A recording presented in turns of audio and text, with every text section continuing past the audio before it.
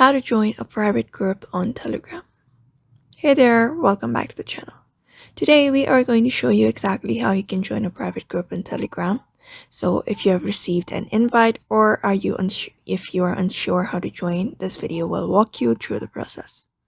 So first thing you need to do is open up your Telegram app. If you don't have it, head over to the App Store or Google Play Store and install Telegram. And after the installation is complete, you can directly head over there. So in order to join the private group, you will need an invitation link. Otherwise, you can just directly search for the group if you know the name of that particular group. You can just type in a group. Otherwise, you will need an invitation link, as I said earlier.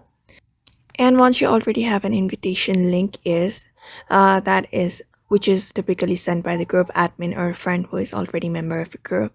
So if you have the invitation link, you can simply click on it. And when you click on the invitation link, you will be directly led towards your Telegram. So you will be finding a join option on your invitation link instead of start right here. And what you need to do is simply click on that join and you will be taken to that group directly. So depending upon the group setting, you may need to wait for the admin approval before being added. So that is a common for most exclusive private groups. So you can just wait for the approval message or the group admin approving the request.